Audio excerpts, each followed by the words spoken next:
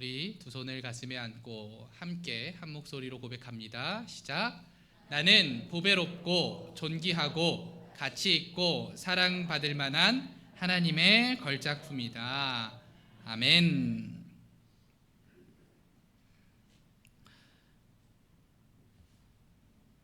우리 소망의 길을 걷고 있는 7월의 주제는 꿈입니다. 그래서 우리는 오늘부터 3주간 생명샘 교회가 꾸어야 하는 꿈, 하나님께서 우리에게 주신 꿈이 무엇인지 살펴보려고 합니다. 꿈 하면은 무엇이 떠오르시나요? 꿈이란 우리가 바라는 것을 보통 이야기하죠. 우리가 잠자면서 꾸는 그 꿈 말고 우리가 보통 꿈을 꿉니다. 나에게는 꿈이 있습니다 라고 할 때의 꿈은 우리가 바라는 그 무언가를 이야기합니다. 때로는 비전이라고 이야기하기도 하고, 한 사람, 한 공동체가 미래에 되고 싶고 이루고 싶은 어떤 목표를 꿈이라고 말합니다. 그렇다면 우리 생명샘교회의 꿈은 무엇일까요? 꿈과 비전이라고 하면은 무언가 먼 나라의 이야기처럼 느껴지기도 하지만 우리의 꿈은 생각보다 가까운 데에 있습니다. 생명샘교회 공동체 선언이 우리의 꿈인 거죠. 우리 다시 한번 같이 읽어볼까요? 시작. 꿈과 행복이 있는 우리 교회는 예배를 통해 치유와 회복을 양육을 통해 예수님을 닮아가며 선교를 통해 하나님의 사명을 이루는 생명의 공동체이다. 아멘. 이거 한번 읽으니까 집에 가야 될 것만 같죠. 우리가 매 예배 시간 끝날 때마다 하는 이 고백, 우리가 이러한 공동체가 되고 싶다는 꿈이자 비전이며 우리 교회의 궁극적인 목표입니다. 그리고 오늘은 이 꿈 중에 하나님의 사명을 이루는 선교에 대해서 살펴보려고 합니다. 왜 생명샘 교회는 선교해야 하는지, 선교하는 교회가 되어야 하는지, 그리고 어떻게 우리는 선교하는 교회가 될 수 있는지를 오늘 말씀을 통해 살펴보려고 합니다.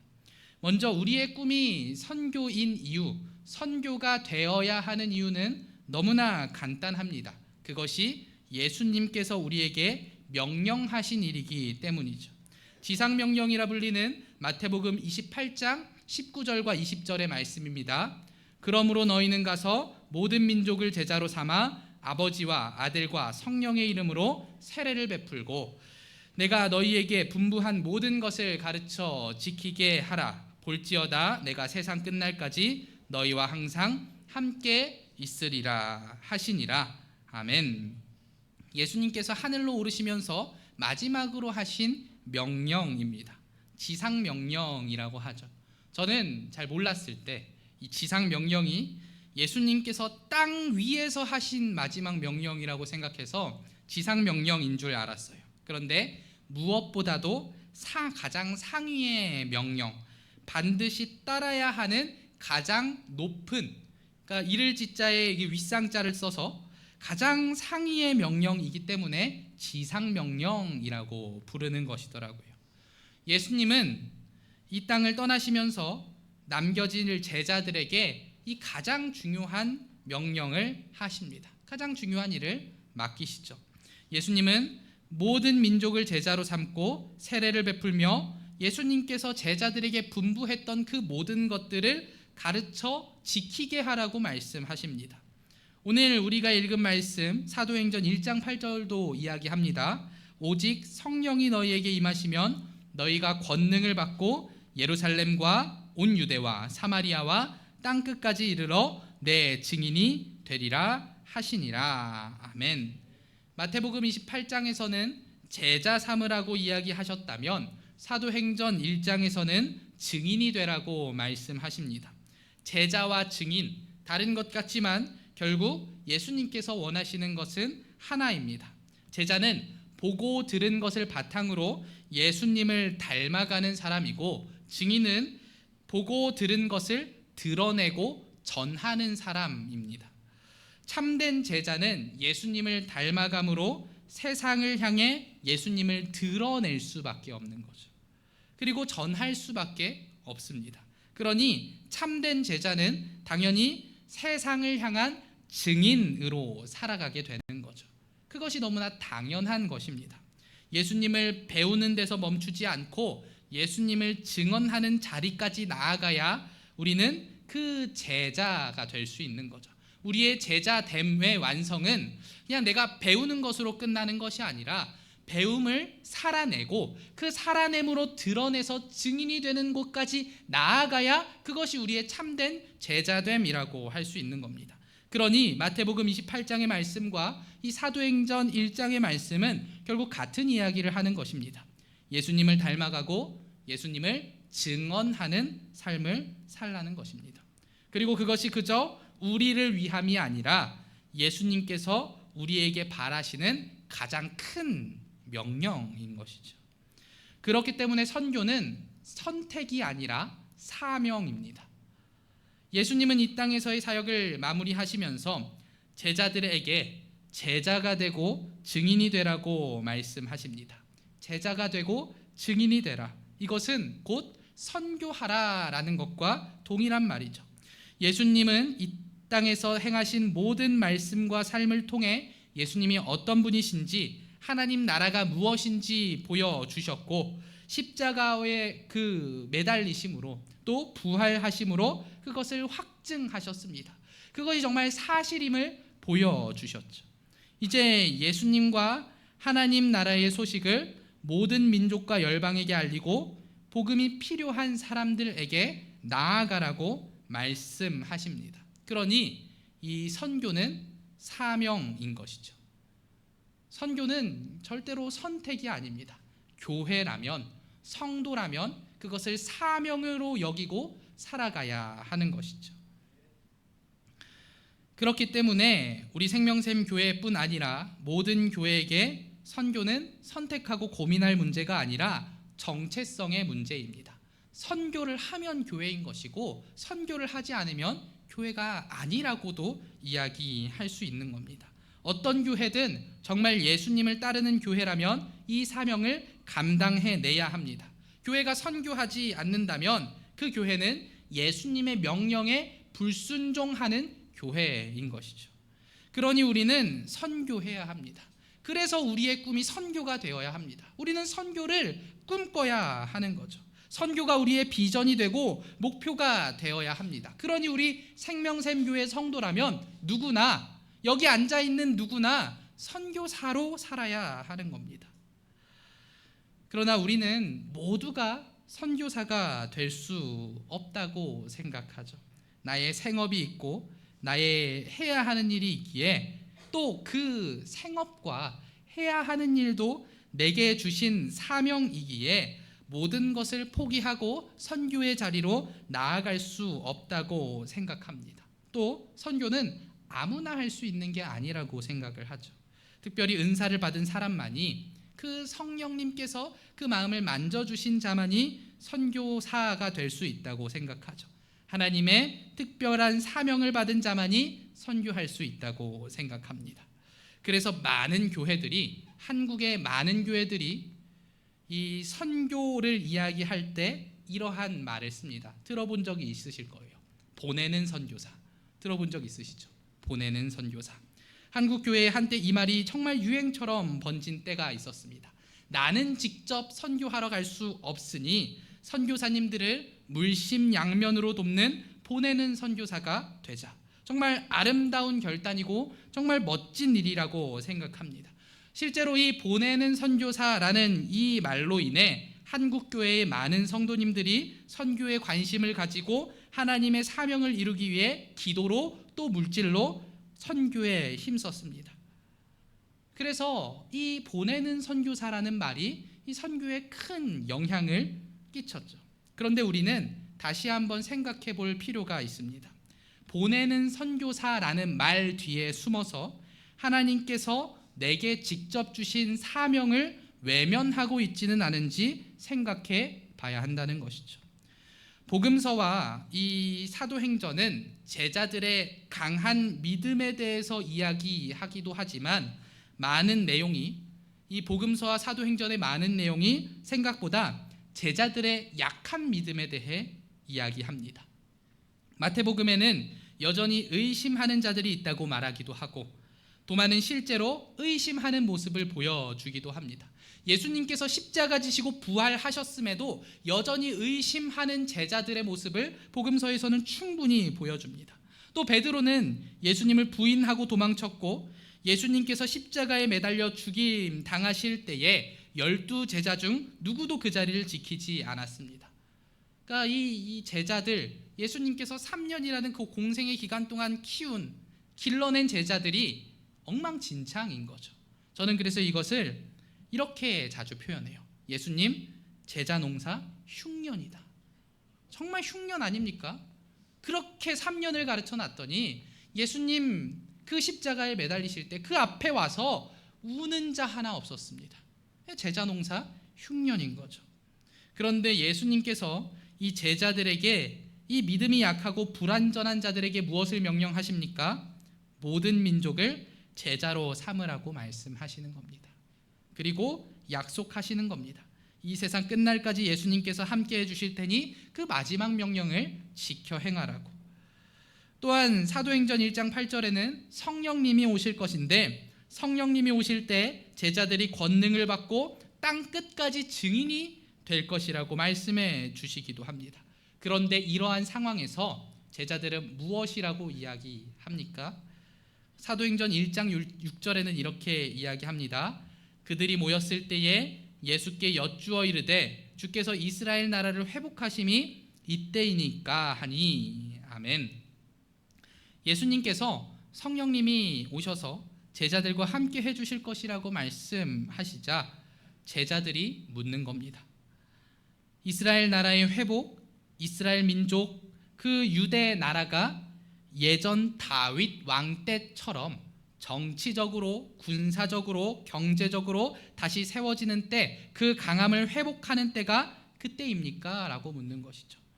예수님께서 죽으시고 부활하셨음에도, 그리고 약 40일에 가까운 시간 동안 그 제자들에게 계속해서 하나님의 나라를 이야기하셨음에도 제자들은 여전히 예수님이 누구인지, 왜 부활하셨는지, 왜 이 땅에 오셨는지 감을 못 잡고 있는 겁니다. 이스라엘 나라를 회복하심이 이때입니까? 이렇게 묻고 있는 겁니다.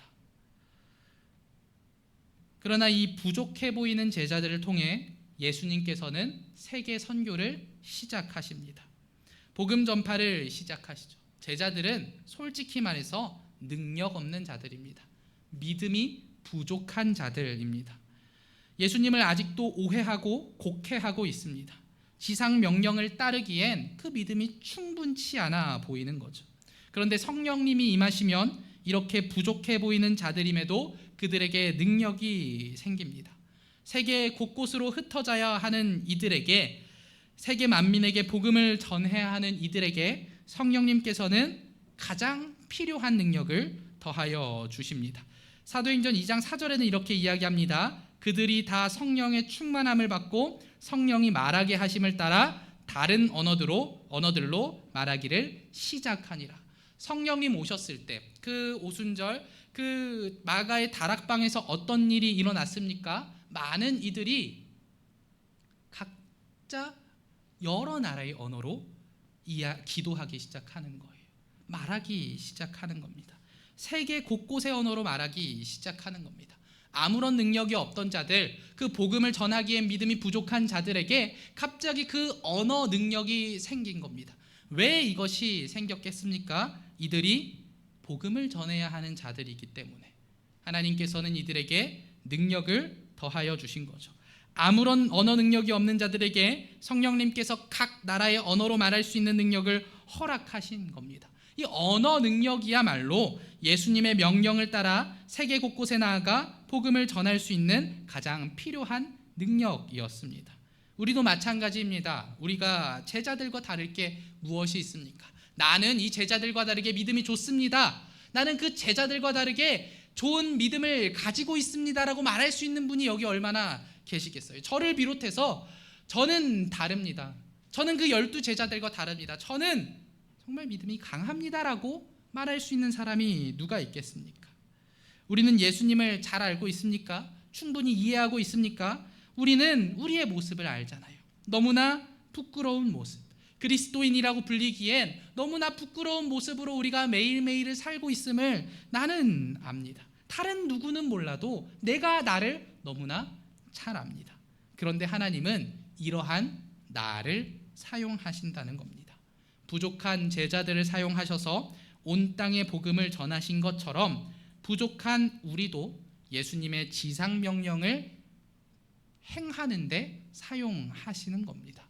능력이 부족하면 능력을 더하여 주시고, 믿음이 부족하면 믿음을 더하여 주셔서 우리를 사용하신다고 말씀해 주시는 겁니다. 그러니 우리는 각자의 자리에서 선교사로 살아야 합니다. 해외에서 복음을 전하는 것만이 선교가 아닙니다. 선교는 은사 있는 자들, 해외로 부름받은 자들의 전유물이 아닙니다. 선교는 그 달란트, 복음 전파의 달란트가 있는 사람만이 하는 것이 아니죠. 선교는 나의 능력으로 하는 것이 아닙니다. 하나님의 능력을 힘입어 하는 것입니다. 제자들도 그러했습니다. 제자들이 능력 없는 것, 믿음 없는 것, 복음서에 계속해서 나옵니다. 그런데 어떻게 그 제자들을 통해 복음이 선포됐습니까? 성령님이 임하셔서 그들에게 능력을 주셨기 때문에 그것이 가능했습니다. 이제 우리 생명샘 교회가 보내는 선교사를 뛰어넘기를 바랍니다.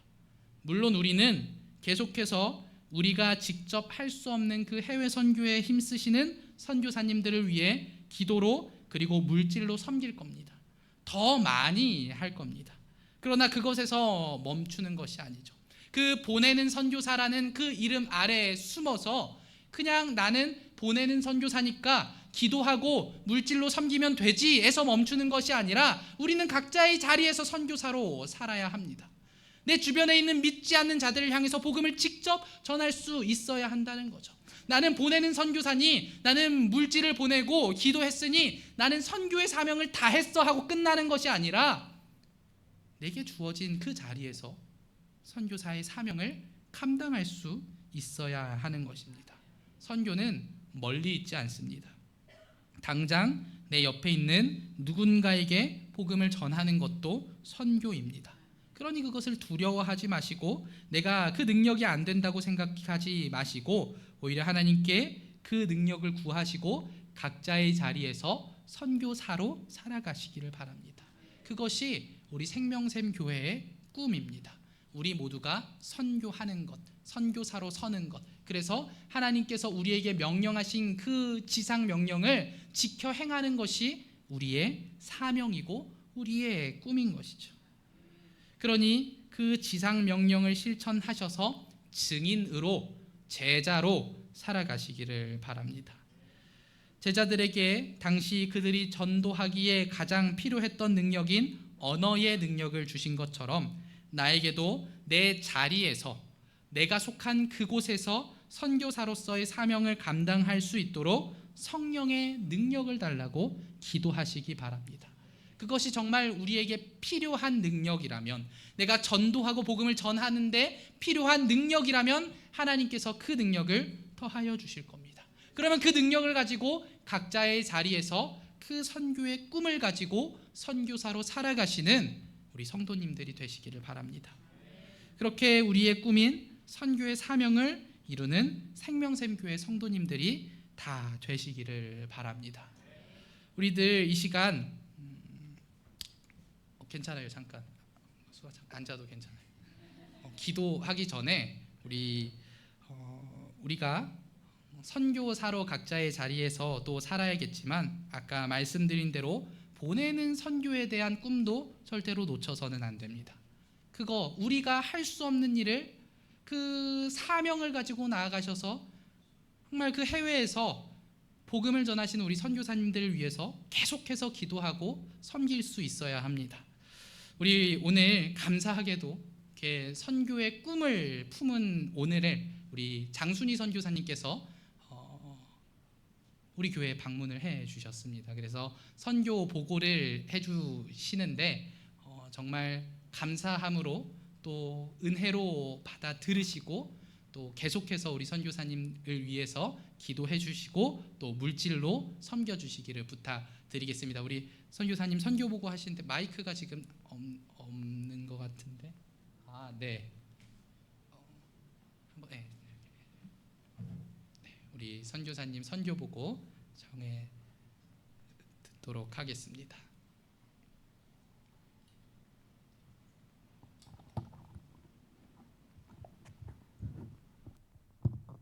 네, 안녕하세요. 반갑습니다.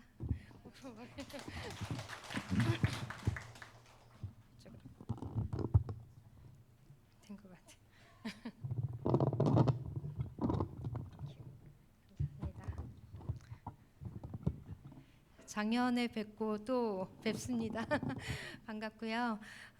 올해 저희 아들 어물녀의 비자를 받아야 해서 올해 다시 한국에 나오게 됐고 3주 정도 비자 받는데 걸린다고 해서 이제 3주 이번 주에 받을 거예요.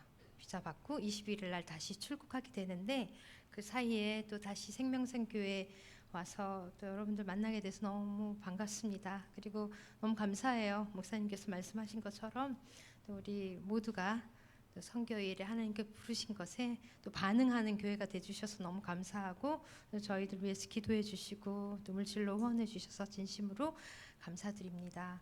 이 교회가 결코 작은 교회가 아니고 열방을 품은 큰 교회라고 고백해 드리고 싶습니다. 제가 제 동생이 6월 20일 날 우리 동생은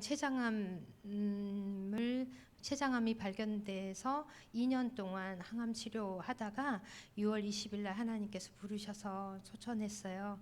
그때 제가 우리 동생이 하나님께로 가기 전에 제가 한 5일 정도 전에 하나님께 기도했을 때 하나님께서 주신 말씀이 있어서 잠깐 먼저 나누고 보고 할게요. 아가서 2장 우리 모두가 더 너무 잘 아는 아름다운 말씀이죠. 아가서 2장 10절에서 13절까지 제가 읽어드리겠습니다.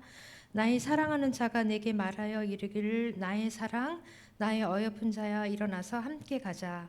겨울도 지나고 비도 그쳤고 지면에는 꽃이 피고 새가 노래할 때가 이르렀는데 비둘기의 소리가 우리 땅에 들리는구나. 무화과 나무에는 푸른 열매가 익었고 포도나무는 꽃을 피워 향기를 토하는구나. 나의 사랑 나의 어여쁜 자여 일어나서 함께 가자.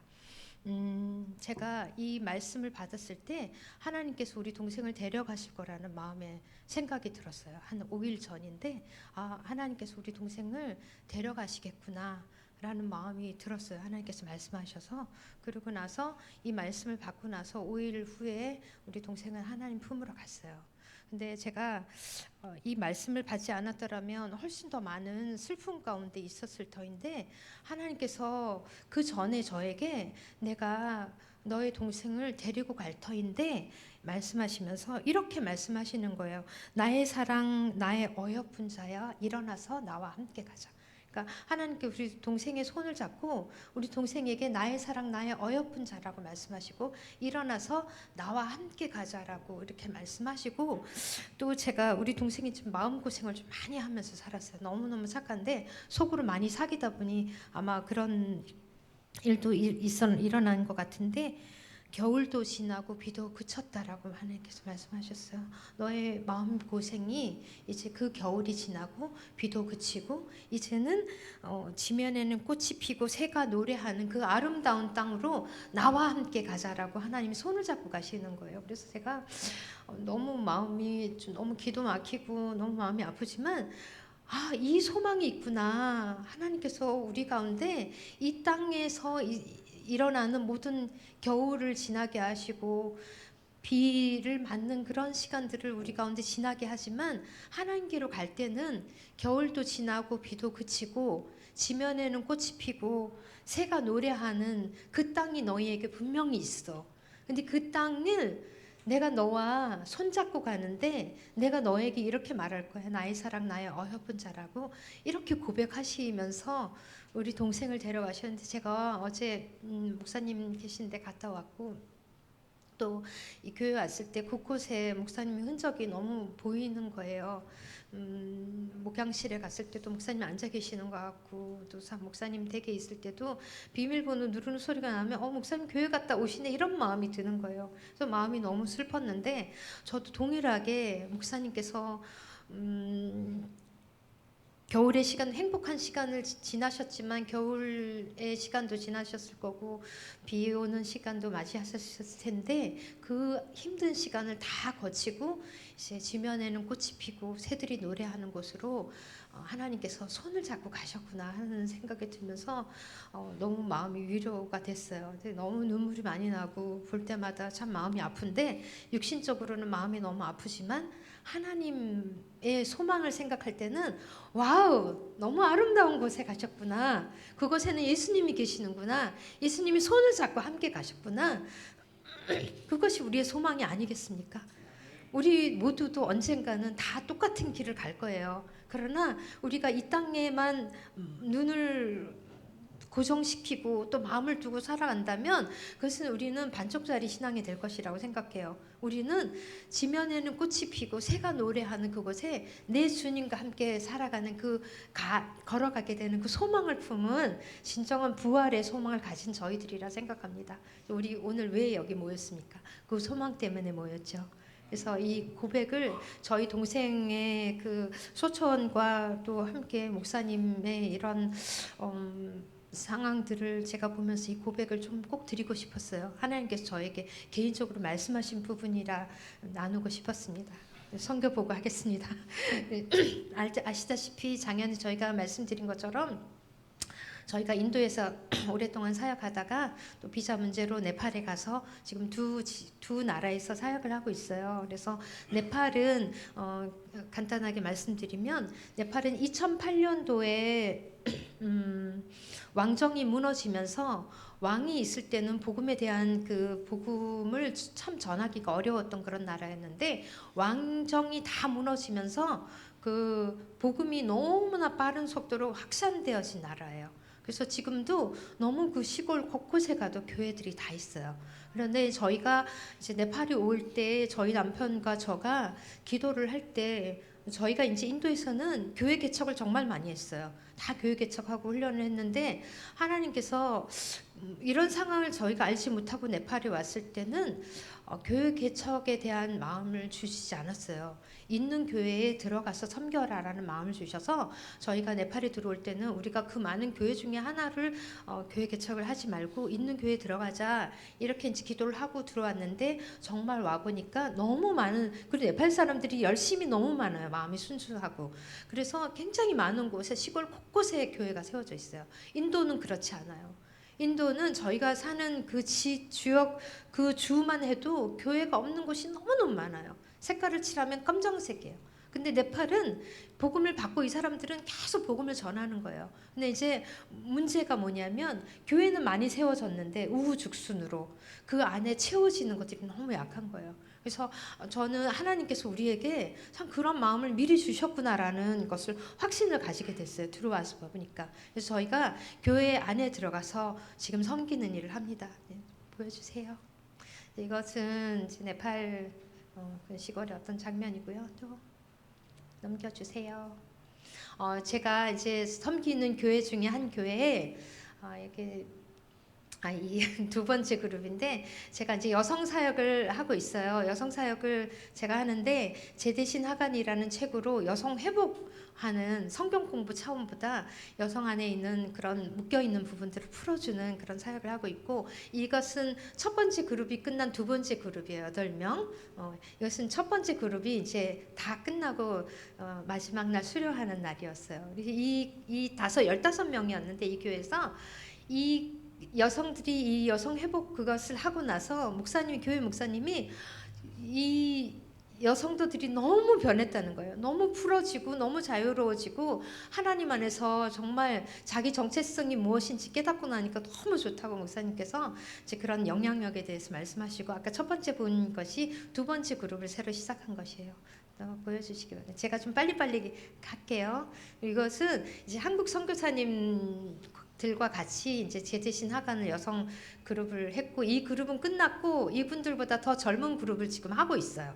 7주가 끝나고 왔는데 그분들 사진은 제가 못 찍어서 그래서 젊은 분들은 이제 젊은 분들 지금 5명이 하는데 그분들은 이것을 해갖고 자기 교회에서 네팔리로 그 여성 사역을 시작하려고 저와 같이 공부를 하는 그룹입니다. 이 그룹은 저희 THN이라고 히말라야 포커스로 저희 같이 기도하고 함께 연합해서 사역하는 그룹이고, 두 번째 그룹은 아주 젊은 선교사들 그룹이에요. 네, 넘겨주세요. 이거는 제가 이제 이 교회에 들어가서 1대1 제자 양육을 했는데, 지금 1대1 제자 양육을 처음 하고 이게 두 번째 그룹 끝나고 그 그룹이 또 이들을 양육하는 이 그룹입니다. 그래서 저는 이 리더들을 이제 한 달에 한 번씩 줌으로 또 다시 그 서머리 해주는 것을 하고 있어요. 그래서 이 교회에서 첫 번째는 제가 1대1 제자 양육을 했고, 그들이 또 두 번째 그룹을 했고, 이 두 번째 그룹과 첫 번째 그룹 리더들이 또 세 번째 그룹을 이렇게 계속적으로 이제 제자를 낳는 그 성경 공부 사역을 하고 있습니다. 넘겨주세요. 이것은 첫 번째 그룹. 이 아이들은 고등부 아이들이에요. 이 고등부 아이들은 저희가 이제 네팔에서 또 다음 세대 사역을 하거든요. 초등부 주일학교 교사 교육하고 중고등부 사역을 하는데 우리 중고등부 아이들입니다. 지금 졸업해서 교회 각 부서에 들어와서 이제 섬기고 있어요. 이 아이들도 중고등부 아이들. 이것은 이제 제가 섬기는 교회에서 이제 교사 교육하는 거예요. 한 달에 한 번씩 저희가 교사 교육을 하고, 아까 첫 번째 그 성경 공부했던 그 한국 선교사님들 있죠? 그 선교사님들하고 같이 연합해서 지금 5개 교회 그 주일학교 선생님들이 와서 저희에게 주일학교 주일학교를 어떻게 가르칠 것인지 1, 2, 3주로 해서 다 배우고 액티비티까지 다 배우고 이제 각 교회 가서 아이들을 가르치는 것입니다. 그래서 이 주일학교 교사 교육이 얼마나 중요한지 지금은 이제 훨씬 더 많은 교회들은 저희가 감당하게 될 거예요. 너무 많은 교회들이 지금 어플라이하고 있고, 왜 중요하냐면 이 주일학교 아이들이 많은데 교사들이 무엇을 어떻게 가르쳐야 되는지 정말 모르는 거예요. 그래서 저희가 이제 시작한 지 지금 1년 7개월, 8개월 정도 됐어요. 근데 너무너무 좋아하고 사모하고 너무 열심히 하고 있습니다. 그래서 주일학교 교사 교육하고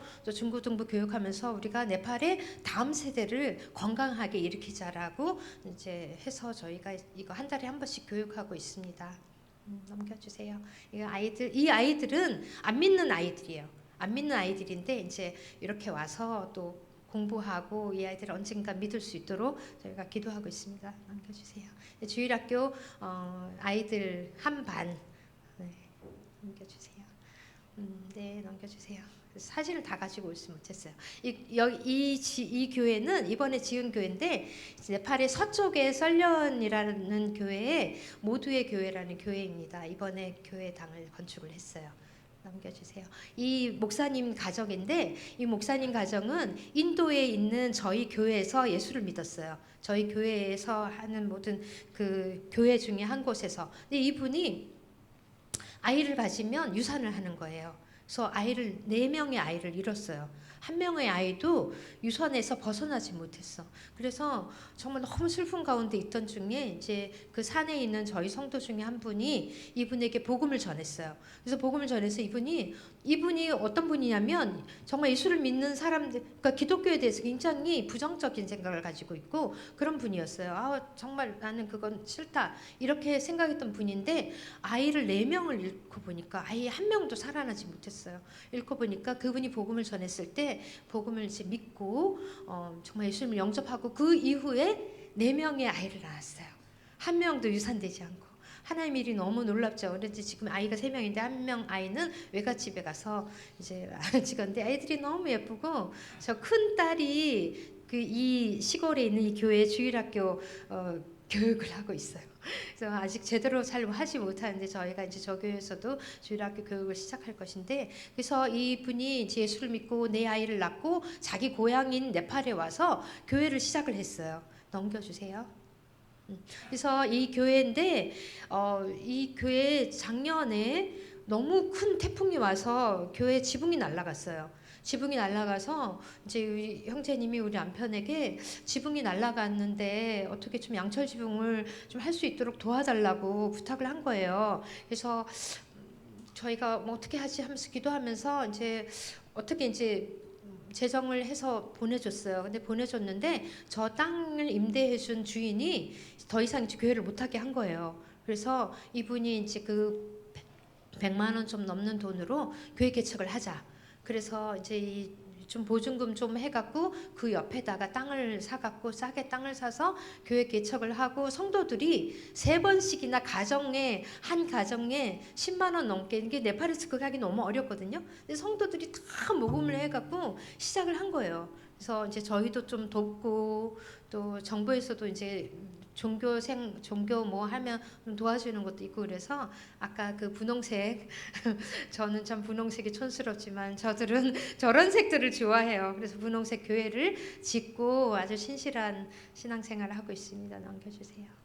이 아이는 또 우리 서쪽에 있는 술켓에 있는 그 목사 아들이에요. 저희한테 와서 이제 10학년 끝나고 12학년 사이에 저희 데라둔에 와서 한 달짜리 훈련을 받고 또 네팔에 가서 또 시간이 남아서 그 지역의 도시에서 또 이런 아이들을 위해서 또 훈련하는 곳이 있는데 그곳에서 또 수료하고 아이가 아주 청명하고 똑똑하고 열심히 해요. 그래서 아마 거기서도 1등 했을 거예요. 제가 데라둔에서 그 한 달짜리 훈련에 갔을 제가 성경에 대해서 가르쳤는데 이 아이가 너무 대답을 빨리빨리 잘하는 게 금방 가르쳐줬는데 그래서 이제 떠오르는 다음 세대 사역자로 하나님께서 쓰시길 기도합니다. 넘겨주세요. 이제 이 아이가 속해 있는 교회 성도들이에요. 그때 우리 T40 훈련했을 때 성도들이 훈련 받고 사진 찍었습니다. 또 넘겨주세요.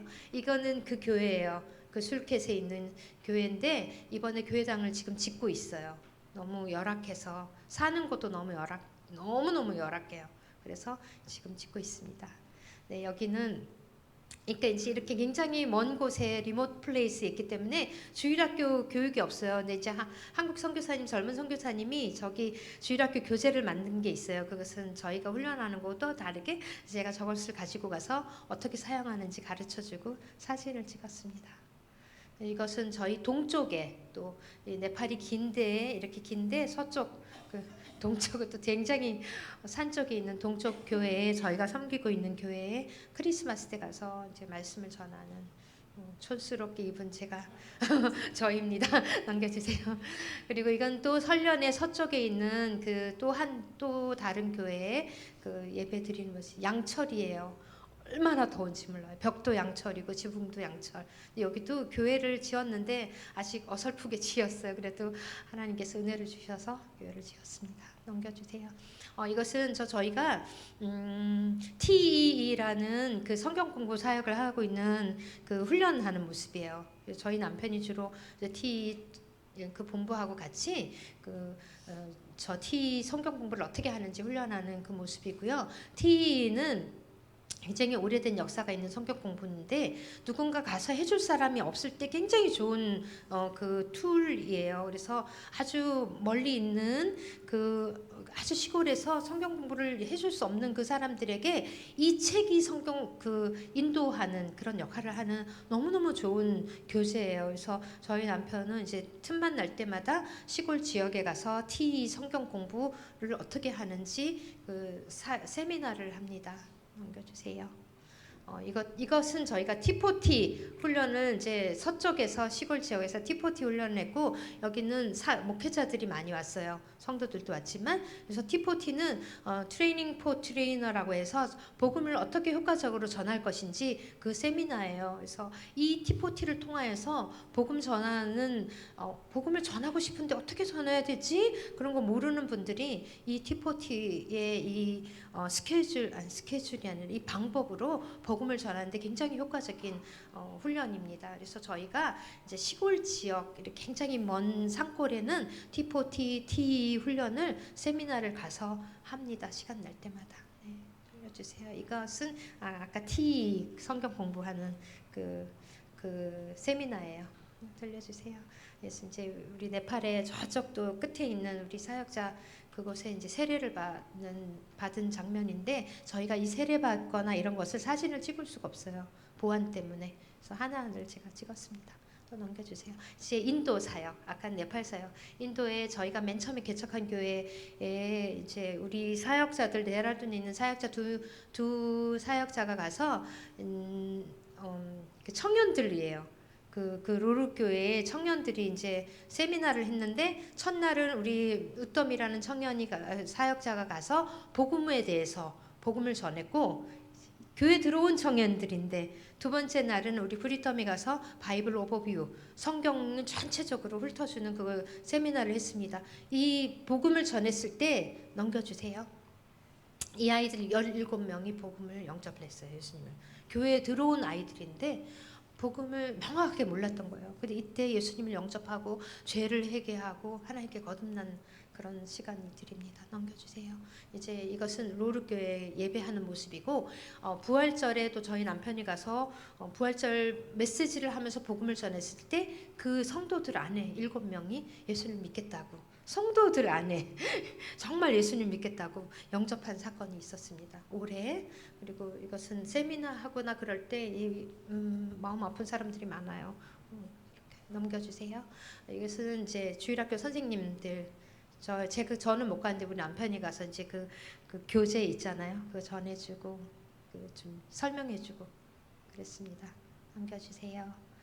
이것은 이제 인도에서 저희가 올해는 한 달짜리 훈련을 했어요. 5주짜리 훈련. 그래서 풀로 훈련을 받을 수 없는 5개월을 시간 다 못 내는 사람들은 한 달짜리 와서 훈련을 해요. 그래서 그 훈련하는 공부하는 장면입니다.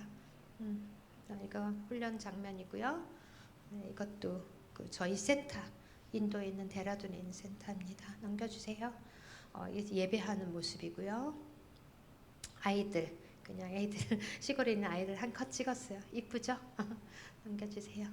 이 가정은 저희 데라둔은 평지예요. 델리 수도 델리에서 7시간 북쪽으로 가면 이제 저희 인도 데라둔에 사는데 거기에서 2,000m 넘는 곳에 이제 사역하는 사역자 가정이에요. 제가 이 가정이 2,000m 굉장히 추운 곳인데 거기에 인도에 지금 너무 많은 핍박의 바람이 불어서 그 지역에 있는 모든 인도 사역자들을 극단 힌두들이 다 쫓아냈어요. 근데 이제 우리 사역자만 못 쫓아낸 거예요. 근데 이 사람만 혼자 남았어요. 근데 뭐 어떻게 오토바이를 타고 다닐 수도 없을 정도로 굉장히 위협을 느끼고 그런데 이 사람이 지금 택시를 운전을 합니다. 그래서 제 사람들이 물어보면 난 택시 운전해. 그리고 이제 택시 운전 실제로 택시 운전하면서 돈도 벌고 그리고 신방도 하고 그래서 전체 모여서 예배를 드릴 수가 없는 거예요. 왜냐하면 지난 크리스마스 때도 경찰이 와서 협박하고 조사를 하고 갔어요. 그 지역의 모든 인도 사역자들은 다 쫓겨났는데 이 사람만 남아 있는 거예요. 그래서 이 사람은 택시 운전을 하면서 몰래 불법이죠. 그것으로 불법으로 복음을 전하고 성도들을 케어하는 거예요. 그래서 전체 다 모여서 예배를 드릴 수는 없어요. 100명 넘는 사람들이. 그래서 가정 동네 다니면서 말씀을 전하고 또 격려하고 근데 하나님께 너무 감사한 게 이 사람을 쫓아내지 못했어요. 그래서 지금은 이제 위장해서 진짜는 복음 사역자고 목사인데 실제로는 택시 운전하는 택시 운전사가 돼서 근데 지금 사실은 인도에는 그렇게 직업을 가지고 해야지만 이제는 안전한 시대가 온 거예요. 그래서 이제 사역자들이 조금씩 뭐 만두도 만들어서 팔고 이런 것으로 뭐 하냐 나 만두 만들어서 판다 뭐 그냥 국수 장사한다 이렇게 위장해서 하고 실제로는 하나님 사역을 하는 그런 일들이 그게 참 지혜롭게 일을 하는 것 같아요. 네, 남겨주세요. 그리고 이것은 이제 저희 훈련 사역 안에 같이 졸업식 할 때 찍은 사진. 이것은 이제 저희 인도 데라둔의 성도들이에요. 제가 예배 때 사진을 많이 못 찍어서 소풍 때 찍은 겁니다. 넘겨주세요. 끝이죠. 그래서 저희가 인도에서 아까 그 산 위에 택시 운전하는 그 분이 이런 상황에서 그 어떤 가정을 찾아가서 그 가정에 귀신 들려갖고 굉장히 고통받는 가정이 있었는데 복음을 전하고 기도해주고 나서 7명이 예수를 믿었어요. 그전에 하이카스트들이에요. 하이카스트들이 주님께 오기가 너무 어려운데 저 어려운 상황 가운데서도 하나님이 사용하시는 거예요. 다 아주 암암리에 복음을 전하고 그 중에 7명이 예수를 믿었다는 건 정말 큰 일이거든요. 그래서 하나님께 너무 감사하고 이번에 인도에서 17명 또 부활절 때 7명 이 7명 이렇게 해서 7로 하나님께서 사람들을 하나님 나라에 오게 해주셨어요. 그리고 이제 저희 그 데라둔 그에서 1시간 반 정도 떨어진 비카스나갈이라는 지역에 또 교회가 있는데 거기는 벌써 2년 전에 힌두들이 와서 교회를 하지 못하도록 교회를 여기서 하면 너희들 죽이겠다라고 협박을 해서 그들이 줌으로 했어요.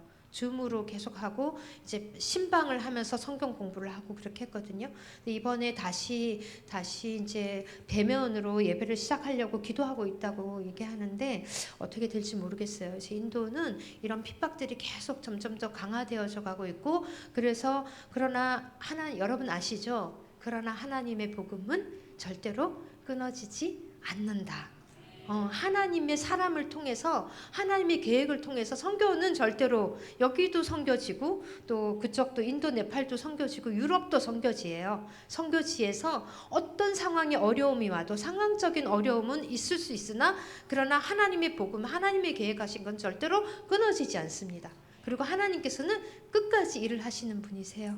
그래서 여러분에게 정말 기도 부탁드리고 싶고 그렇게 비카스나갈의 죽음의 위협 너네 죽이겠다라고 했을 때도 줌으로 저희가 예배를 드리고 또 계속 줌으로 저는 성경 공부를 계속하고 또 저는 1:1 제자 양육도 하고 1:1 제자 양육 줌으로도 하고 대면으로도 하고 정말 때를 얻든지 못 얻든지 제가 그런 생각이 든 거예요. 내가 언제까지 할 수 있을까? 언제까지 이런 좀 인도 네팔에도 평안한 시대가 올까? 그렇지 않은 세대가 올 텐데 나는 내가 할 수 있는 맥시멈으로 해야 되겠다. 그런 마음을 하나님 앞에 다시 헌신하게 되는 거예요. 그러나 하나님은 또 저에게 그런 마음을 주셔서 상황을 뛰어넘어서 일하시는 하나님을 보게 됩니다. 그래서 여러분에게 너무 감사드리고 끝까지 기도해 주셔서 계속적으로 기도해 주셔서 이 기도가 하나님을 일하게 만드시는 것 같아요. 그래서 너무 감사드리고 여러분 캄보디아, 네팔, 인도 또 유럽은 너무 선교지예요. 너무 선교지예요. 제가 아는 한 분이 독일에서 사역하는데 세상에 입을 열 수가 없는 거예요. 복음을 열 수가 없어요. 잡아가고 더 이상 오지 않고 그래서 선교사님 너무 힘들어요. 이곳은. 그래서 여러분 유럽을 위해서도 기도해 주시고 스페인에 가신 그 선교사님 위해서 계속 기도해 주세요. 여러분의 기도로 하나님께서는 그 어려운 상황을 뚫고 나가는 길을 여실 겁니다. 감사합니다.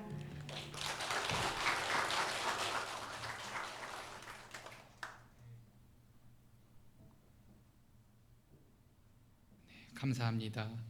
우리 함께 기도하기 원하는데요. 우리 선교 보시고 들으시면서 우리 한 분 선교사님이 저렇게 많은 이들에게 복음을 전할 수 있습니다. 우리가 계속해서 우리 각자도 선교사가 되어야 한다고 이야기했는데 또 한 분 저렇게 해외에 계신 선교사님이 얼마나 많은 일을 감당할 수 있는지 하나님께서 그 선교사님 통해서 어떤 일을 하시는지를 우리가 직접 눈으로 확인했잖아요. 그래서 더욱더 기도가 필요합니다. 그래서 더욱더 물질로 후원하는 것이 선교에 동참하는 것이 필요합니다. 그래서 보내는 선교사로서 사는 것도 너무나 중요한 것이죠. 그래서 우리 시간 특별히 우리 선교사님 그리고 선교사님께서 사역하시는 인도와 네팔 그 땅을 위해서 그리고 우리 선교사님 말씀하신 대로 세계 곳곳에 아직도 복음을 듣지 못한 이들과 또 복음이 한번 그렇게 들어갔음에도 복음이 한번 그렇게 전역에서 복음을 믿었음에도 그것이 떨어져서 믿지 못하는 자들을 위해서 우리들 이 시간 선교지와 우리 선교사님을 위해서 함께 통성으로 주님의 이름 부르며 기도합니다. 주여 주님 함께하여 주시옵소서. 주님, 우리가 기도하며 나아갑니다. 주님, 우리가 기도로 동역합니다. 하나님, 우리 선교사님 그곳에서 복음을 전할 때에 하나님께서 모든 것들을 허락하여 주시고 함께하여 주시옵소서.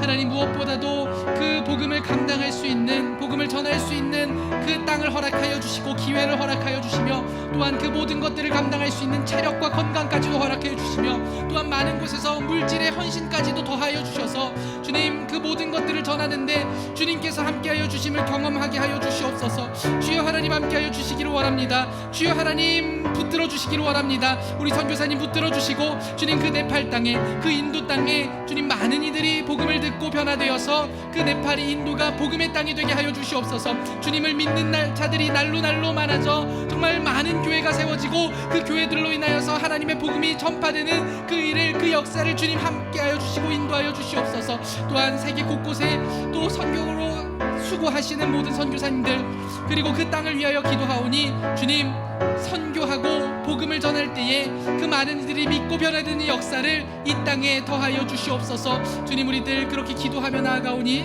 주께서 함께하여 주시고 들어주시옵소서.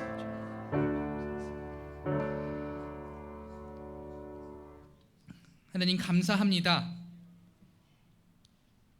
우리들 각자의 자리에서 선교사로 살며, 또한 우리가 선교사님을 위해 기도하며 선교에 동참하기를 원하오니 주여 하나님, 우리들 더욱더 기도하게 하시며 더욱더 선교를 위해 힘쓰게 하여 주시옵소서. 우리 생명샘 교회가 선교의 꿈을 품고 나아가기를 원합니다. 주님, 그것을 잊지 않고 매일의 삶 속에서 기도함으로 선교하는, 또 섬김으로 선교하는 우리 모두가 되게 하여 주시옵소서. 특별히 우리 장순희 선교사님 그 사역지와 사역 위에 함께하여 주시고 그 모든 것들을 감당할 수 있는 힘과 지혜와 능력과 체력과 건강까지도 허락하여 주셔서 하나님, 그 한 알의 미랄이 심어질 때 어떤 일이 일어나는지를 우리 모두가 보게 하여 주시옵소서. 주께서 함께하여 주실 것을 믿사오며 예수님의 이름으로 기도합니다. 아멘.